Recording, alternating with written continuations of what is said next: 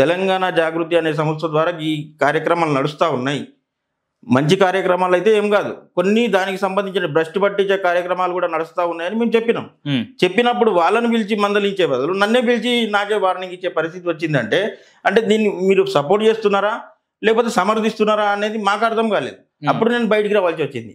ఎందుకంటే మనం ఇంత కష్టపడి ఉద్యమం వచ్చిన తర్వాత కూడా మీతో ఉన్నాం, మీరు ఒక స్థాయిలో పోవాలని మీతో పనిచేసినాం. నేను ఆ రోజు నిజామాబాద్ సెగ్మెంట్లో ఉన్నటువంటి జగిత్యాల నియోజకవర్గం అసెంబ్లీ నియోజకవర్గంలో నేను పనిచేసిన, నేనే ఫుల్ టైం ఇన్ఛార్జ్. అక్కడ కూడా రాజకీయం ఎట్లా ఉంది, అక్కడ ఎమ్మెల్యే ఓడిపోతున్నాడా గెలుస్తున్నాడా అంటే ఒక పని అప్పచెప్తే, నేను ఎందుకు ఎగ్జాంపుల్ చెప్తున్నా అంటే నా లెక్క పనిచేసిన వాళ్ళు ఎంతోమంది ఉన్నారు. ఒక పని చెప్తే ఒక నియోజకవర్గాన్ని అప్పచెప్తే ఒక్క నాయకుడే నియోజకవర్గం మొత్తం ఉన్న ఇన్ఫర్మేషన్ తీసుకొచ్చి చెప్పే పరిస్థితి ఉండే. అక్కడ ప్లేస్ ఏంది మైనస్ ఏంది, మరి ఇది చేయాలంటే ఏం చేయాలి, అక్కడ మనకు పాజిటివ్ కావాలంటే ఏం చేయాలి, వాళ్ళకి ఏమేమి అవసరాలు ఉన్నాయి అంటే జెన్యున్గా ఏమీ ఆశించకుండా అట్లా పనిచేసేటువంటి కార్యకర్తలు ఈరోజు ఎందుకు పక్కకు పోతున్నారు? నేను అడిగేది అదే. ఈరోజు ఈ మధ్యలో మరి మెయిన్ ఫిల్లర్గా చెప్పే మన రాజీవ్ సార్ ఎక్కడున్నాడు?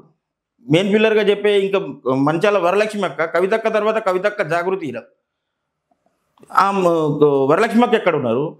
గ్రేటర్ హైదరాబాద్ ప్రెసిడెంట్ ప్రశాంత్ ఎక్కడున్నాడు? భిక్షపతి ఎక్కడున్నాడు? విక్రాంత్ ఎక్కడున్నాడు? కృష్ణారెడ్డి ఎక్కడున్నాడు?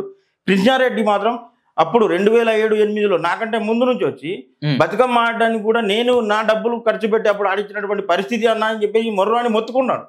అట్లాంటి వ్యక్తిని అంటే ఏమి ఆశించకుండా, ఒక్క రూపాయి కూడా ఆశించకుండా తను బంగారం తాకట్టు పెట్టి తీసుకొచ్చి ఆడిపించినటువంటి పరిస్థితి ఇప్పుడు ఆయన ఎక్కడున్నాడు అని అడుగుతాను. అట్లాంటి వాళ్ళు ఎక్కడున్నారు?